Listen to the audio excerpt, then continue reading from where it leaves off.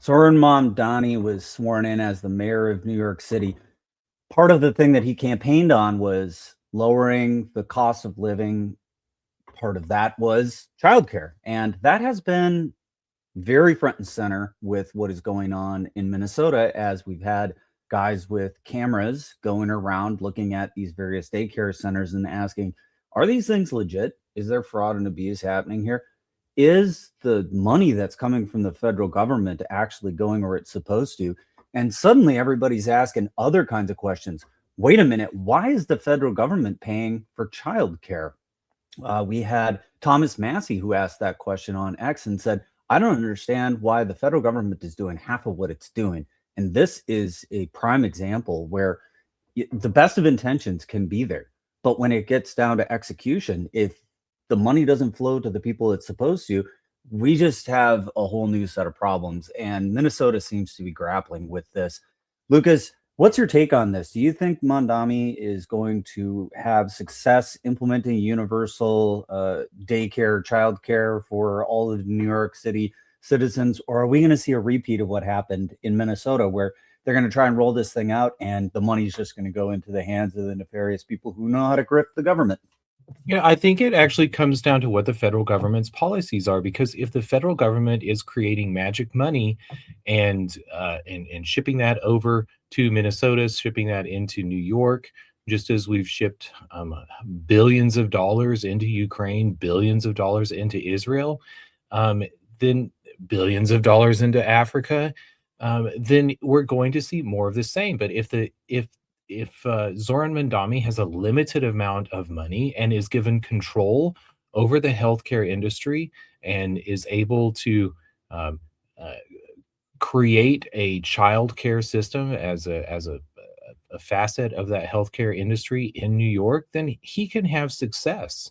And I think that we have the right elements, or the right trajectories going on in both the federal government and in Mamdani's administration in New York City, to bring about change. And I even think that the timing of the revelations of something that has long been known with regards to the fraud that's been occurring in Minnesota more broadly. I mean, this isn't limited to Somalians in Minnesota. Healthcare is a problem.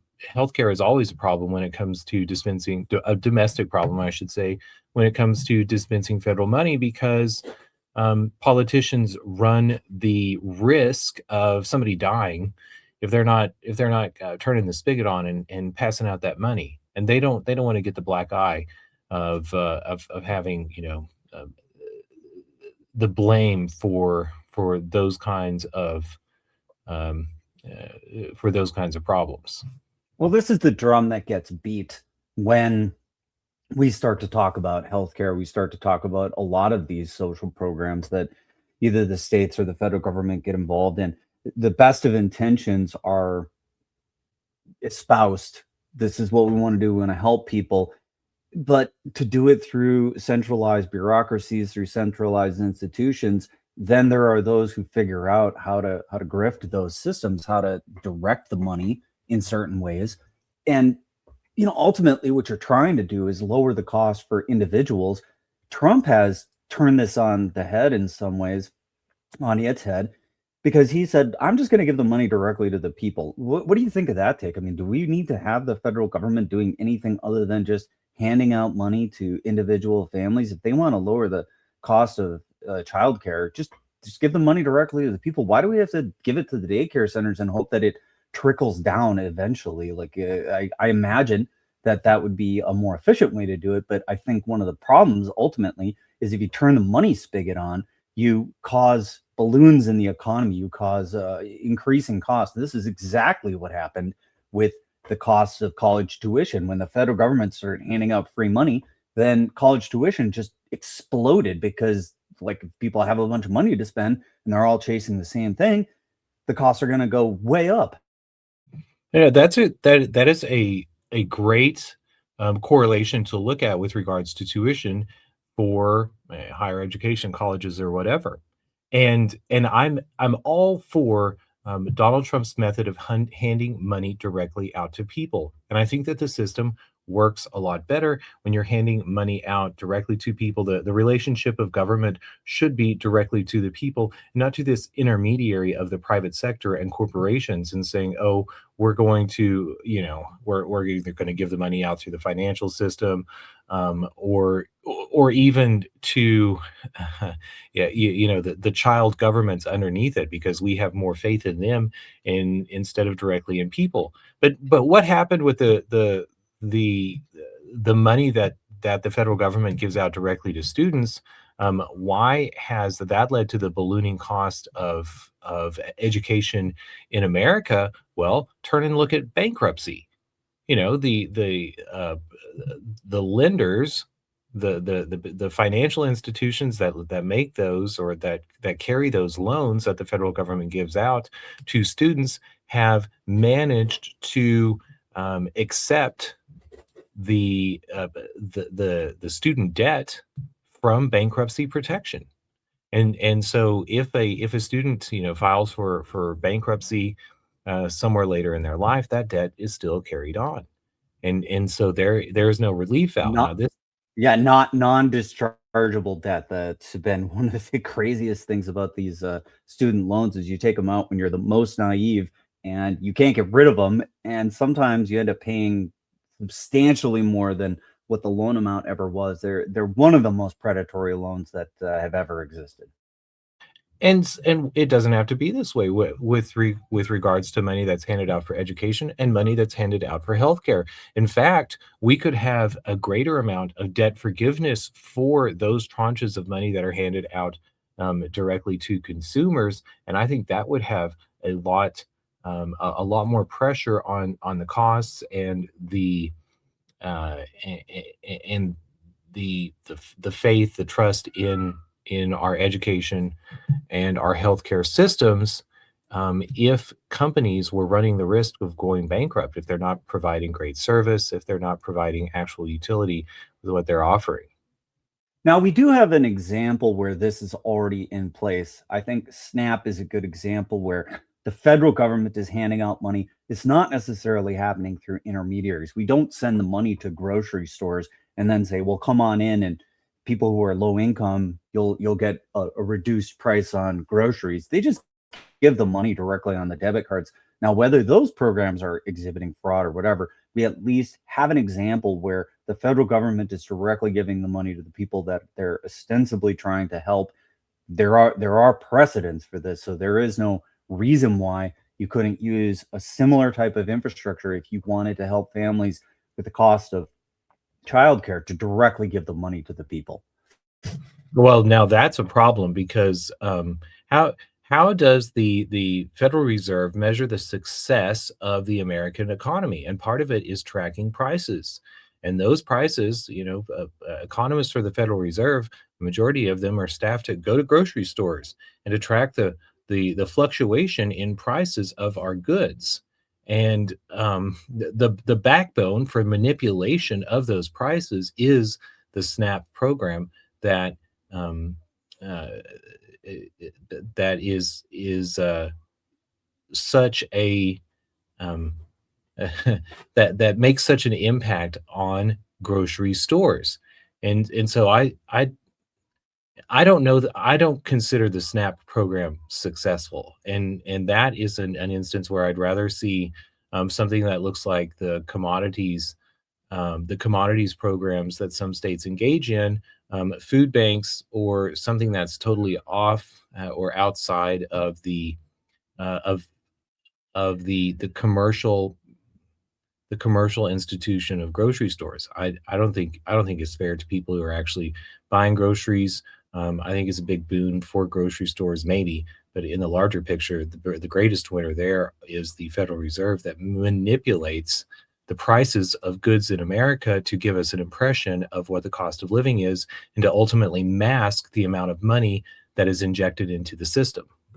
Wait, help me understand this one. So you're saying the regardless of whether we think the SNAP program is successful, I was trying to use it as an example of how the federal government directly gives money to people that they're trying to help.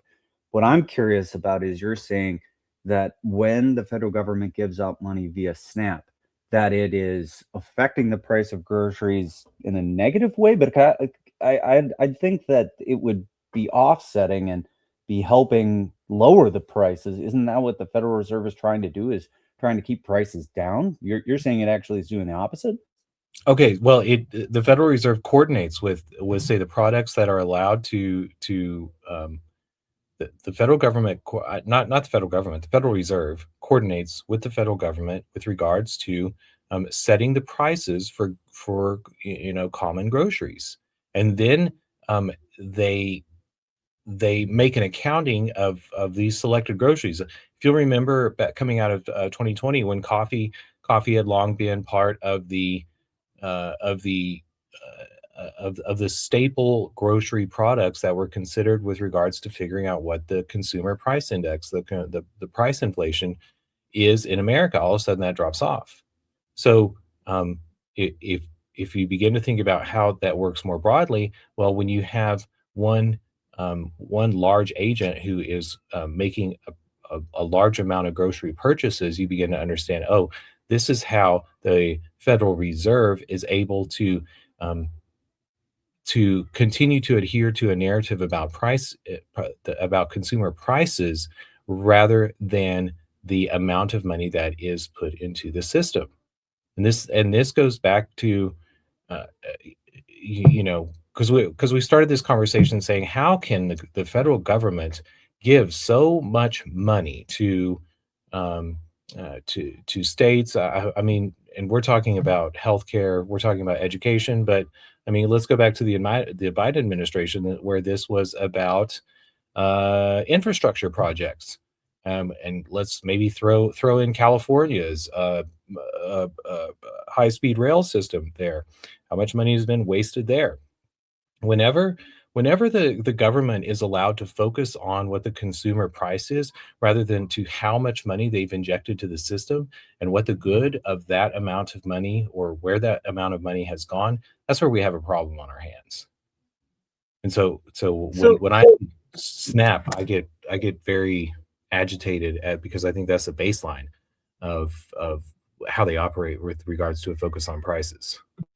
So if we go back to the main topic of the conversation here, which is what's going on with Trump, childcare, Minnesota, what's going on in New York City, the Trump administration has said they're going to freeze all federal childcare fund payments to the states until they provide more documentation, details, whatever. This is another example of the federal government exerting its control over the states, saying, we're not going to give you money anymore. I think that this is one of those things that is continuously going to make states feel like if we're giving money to the federal government, we're supposed to get money back. And then they cut that money off. Why would we give the money to the federal government in the first place? I mean, certainly states like California and Minnesota that are these what are called quote unquote donor states give more than they get back. But I think a lot of the federal funding is manufactured out of thin air. It comes from borrowing. So this interplay between the states and the federal government, I think, is going to rapidly come to a head if the Trump administration keeps trying to play this card. And it seems like it's one of the only cards they have to play is to keep saying, we're just going to give you money. And California has, I think they're on the verge of saying, well, we're just going to stop sending you money. If you're not going to send us the money that we sent you back into our programs, we're just going to keep it and we're going to deploy the money ourselves. Like we don't need you anymore. Well, there's no point to this.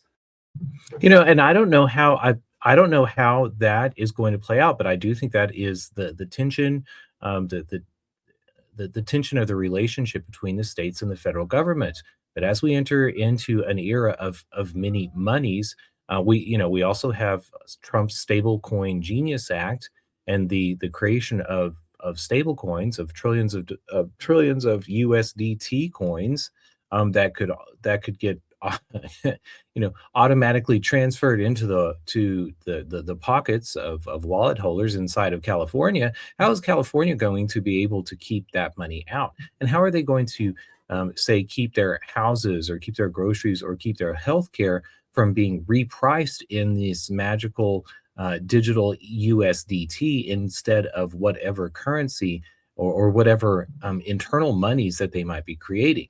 And there also goes to some of our written down rules with regards to the Constitution. The states are forbidden from creating monies of their own, and the tack of the federal government has long been that includes private entities within the states. Or I don't know if they say that that's forbidden, but they have used taxes and the national banking system, and later FDIC insurance provided um, for deposit insurance in order to give more faith to the federal dollar as opposed to private money systems. But if what you're laying out is true, that the states and the people within states have less faith in the federal dollar, what are they going to turn to? And I'm not sure. I'm not sure what that fight's going to look like, but I do think it's coming.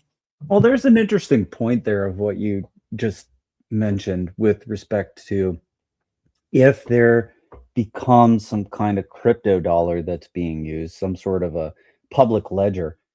Half of this conversation that we're having right now about whether there's waste, fraud, and abuse, are the right people getting the right money? How much are they getting? Is there a way to account for this?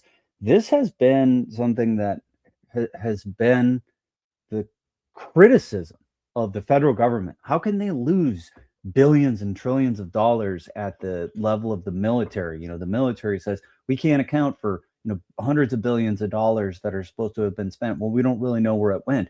Same thing has been said for some of the healthcare dollars and Medicare dollars, that there's Medicare fraud and abuse that's happening, and we don't really know the full scope of it.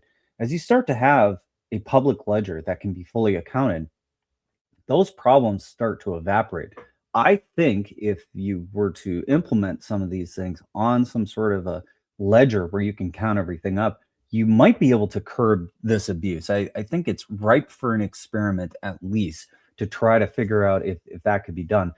With respect to the specific point you brought up, I mean, California has a tremendous amount of control over technology companies, since a lot of them are headquartered there in San Francisco and within the boundaries of California. And it's such a populous state. So I wouldn't at all be surprised to see them say to Stripe or some of the other terminals that are running all of the payment systems where people want to go spend that money, and say, well, we're not going to accept that. Like, that money is not accepted inside the boundaries of California. And if you accept it, then, we are going to, levy certain types of fines or drag you into California court. I think they have a way that they could deal with it if they wanted to. Now, that really sets up a fight between the state and the federal government, because now you're fighting over money at its core, where it's being spent, boots on the ground. There's a mechanism, but if you pull that trigger and you start doing it, then the real fight, I think, begins. Well, Tesla took some flack earlier this year. I think sometime in the early fall, when they changed or maybe it was Facebook. Whenever they changed, not Facebook, X, when they changed their terms of service, and part of that change of terms of service was that any disputes with the company had to be filed in the court, I believe, in Tarrant County, in Texas. And so you can see also some erosion in the control that the federal government and the state of New York, through the Southern District of New York, or the federal jurisdictions, where a lot of the money passes through, a lot of the federal dollars pass through the financial institutions that are located in New York on Wall Street. And so if states begin to take that into control and put the money in, or give protection to money that is digital monies that are held by some of these private corporations, then that could be part of how we see the control of the federal dollar breakdown domestically. Now, part of what we're also talking about has quite a bad rap. Whenever we see people talking about these digital dollars, they talk about CBDCs, and I think there has been I don't think that people who are concerned with the problems of government and government control are are thinking broadly broadly enough about the introduction of digital currencies, because not all digital currencies have to come from a central bank, and part of the solution is to ensure that states and our states and our federal government do not limit us only to transactions the uh, in the case of the United States in the federal CBDC. So if they can say, the healthcare system or the education system can only use our our USDT money that's backed by U.S. Treasuries, and that's the only way that you can that you can purchase tuition at a school, or that's the only type of money that you can use, then we have a problem on our hands. But if we the consumers have the ability to use any number of monies, we can use a money that's created by Facebook, a money that's created by X, Stripe, whomever it may be. Then we begin to have the positive aspects of of uh, of a digital currency, the ease of use, the low transaction costs, and the immutable, trackable aspects of it, but without giving all of the control of whether or not we get to use it into the hands of one body. Like one phrase that you said in there, "We the consumers." That might be the point to rewrite the Constitution to say that instead of "we the people," "we the consumers." You got me thinking about Snap a little bit more when you started talking about restrictions on where you can spend money and how you can spend it. I think that's actually another really good example of something we already have where there are restrictions on the money.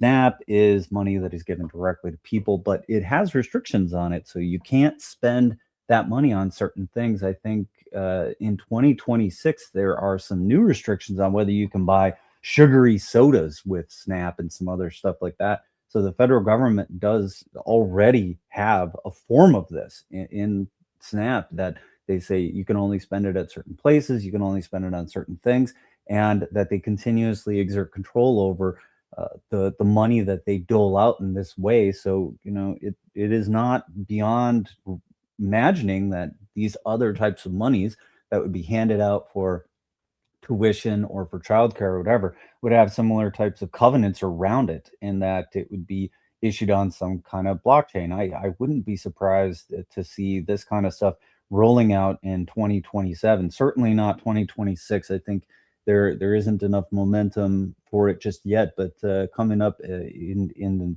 next year, I could imagine we'd start seeing this stuff. Well, that's one type of control that they have, but also think about the tax that we pay on cigarettes and the tax that we pay on alcohol, because when we have specific excise taxes that are directed to certain products, that's another kind of control that is we don't think about when we're buying a pack of cigarettes as that being a particular a particular class of money, but the tax rate's sure higher. And so for us to begin to have a ledger that separates that and says, the dollar nearly as strong whenever you want to buy something sinful, but that control already exists through those, through any number of direct taxes. And I think the Trump administration does sees the unfairness of this, and I say unfairness. Um, that the consumer would rather make the choice themselves rather than have the government inserting their preferences into what we purchase. And so, one way to, another way forward is to the move the wide array of taxes that the government already collects into the something that looks like a gas fee on a transaction tax on a digital currency. And I think this is something that we can also expect in the future. I think uh, generations in the future are going to look at our syntaxes and say, why do we ever let the government single that out and apply such a high tax whenever so many people wanted to smoke a cigarette? Anyway, taxes too, as we throw in SNAP. If we think about why the fraud situation is being discussed in Minnesota, I'm definitely thinking that this has a lot to do with the elections that are coming up this year. So we've got Tim Walz, who first said he wasn't going to run for a third term and is now planning on a third term run. This seems to be very politically motivated, that the Republicans in the state of Minnesota want to run a candidate. They need some ammunition against Tim Walz. This one where the Somalian caucus and the Somalian community seems to be engaging in a particularly bad behavior, and there are individuals that are being singled out for their alignment and their collusion in this.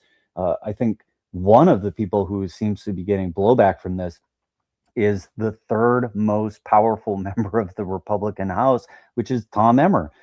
He was part and parcel with helping the Somali community be formed in Minnesota. He's part of the Somalian caucus, and he's getting a lot of flack for this fraud and abuse that's happening in Minnesota. It's just, a lot of people are saying this happened on your watch and you're responsible for this. So if they're going to crucify and hang Tim Walz, I would expect Tom Emmer to similarly be primaried out of his very safe seat in CD6. When Nick Shirley's video broke, my first reaction was, gosh, this is something that we've known about for quite some time. Why all of the attention on it all of a sudden? And I don't think that the virality of his video and the sudden attention has been turned towards federal government payments, fraud with regards to federal programs, or the immigrant status or the new American status of those people who are participating in it. I don't think any of that is coincidental, and I think that the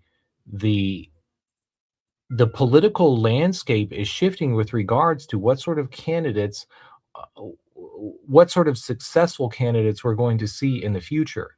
And I say that I've long been interested or been tracking Josh Fishbank in Florida, who is a Republican candidate, but has said some very we won't say nationalist on a federal level, but nationalist, a Florida nationalist, are how I would characterize the statements that he makes.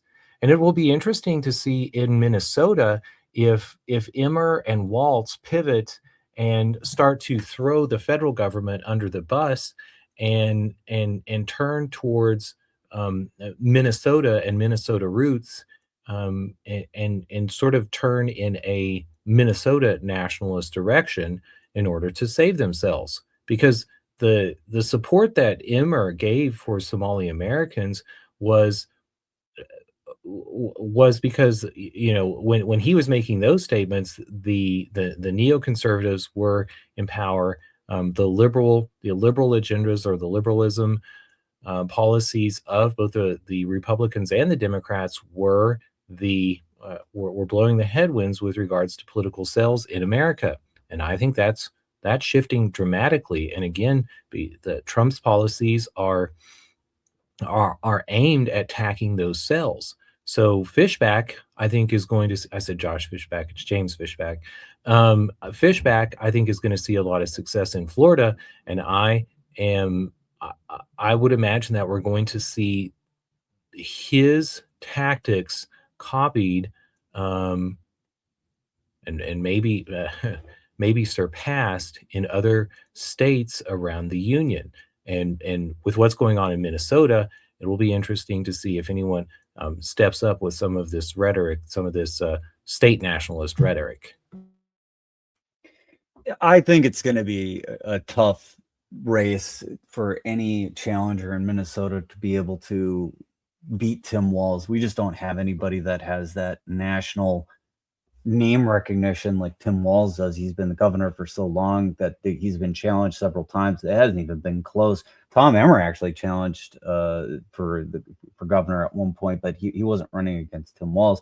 Tim Walz is this quintessential, coach, everyman, and just like I don't know, there's just nobody that's really poised to compete against him. But I think Tom Emmer is going to have a real hard time because that race really is decided in the primary. It's such a Republican district that if the GOP decides that they don't want Tom there anymore because of this blowback from the Somali situation, that's shaping up to be one of the defining themes of the governor race, that he's going to get primaried out. So if he doesn't have some kind of a narrative or somehow distance himself what's going on here, and you can see that he's already trying to distance himself from what happened in the past, you will see Tom Emmer no longer be in the House of Representatives.